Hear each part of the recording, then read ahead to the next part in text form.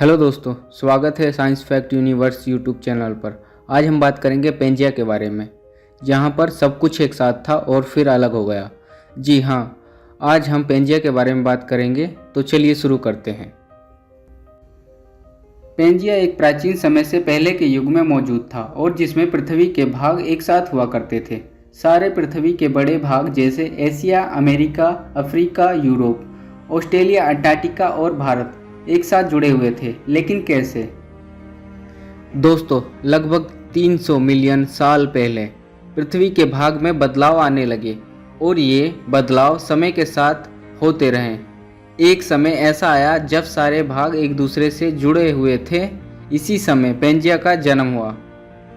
जैसे ही समय बीता, पृथ्वी की टेक्टोनिक प्लेटें, जिसे भूमि की सांस्कृतिक परत भी कहते हैं, अलग अलग दिशा में जाने लगी। धीरे धीरे ये टेक्टोनिक प्लेटें अलग अलग जगह की ओर बढ़ने लगी। इस प्रक्रिया को हम कॉन्टिनेंटल ड्रिफ्ट कहते हैं।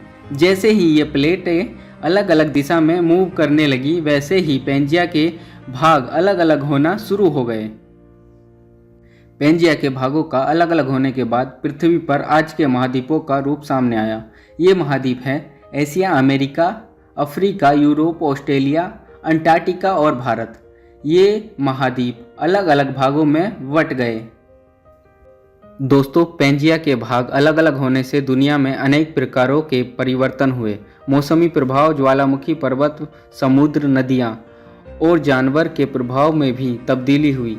इसी तरह प्रकृति ने अपने रूप में बदलाव किए और अनेक प्रकार के जानवर और पौधों में बदलाव हुए।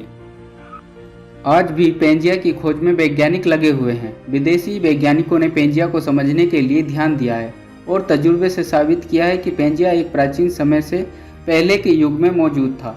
इसके लिए वो कई तरह के प्रमाण, जैसे कि समुद्री तट के मिलाव, ज्वालामुखी के प्रमाण और पहाड़ों के धातुओं का अध्ययन इत्यादि शामिल है।